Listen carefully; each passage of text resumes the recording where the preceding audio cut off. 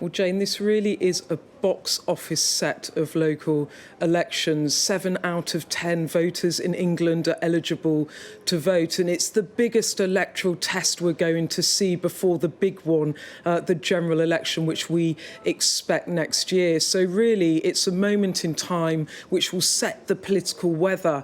And what it's going to tell us, we hope, is whether or not Keir Starmer really is on course to win the next general election. Can he do it? Can he end over a decade of Tory rule? Now, there are, of course, subplots to the main drama, the main story of the night about Keir Starmer.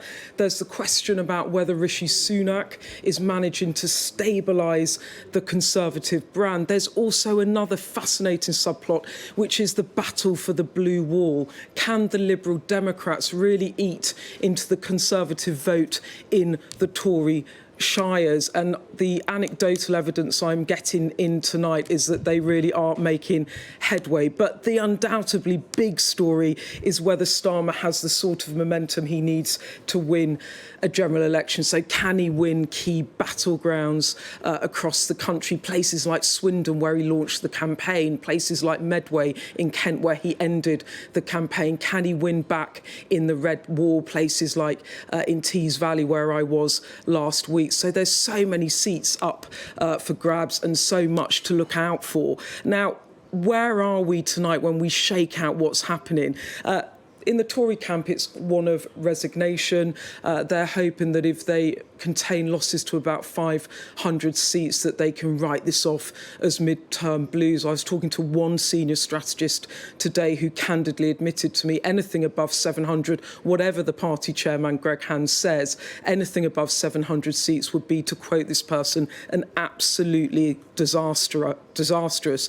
And that person told me we're going backwards in most places, crumbs of comfort, I'm told, in the East Midlands. For the Liberal Democrats, well, they come from a high watermark. They did really well in the comparable set of local elections in 2019, but they still think that they could make big gains. Could they make gains of over 150 seats? That means that they are in biting distance, if you like, of potentially challenging the Conservatives in key marginals in a general election. And then what about Labour? Well, I'm told the mood at headquarters is buoyant, that they are winning back, I'm told, support in battleground areas from Teesside to Medway to Swindon and the West Midlands.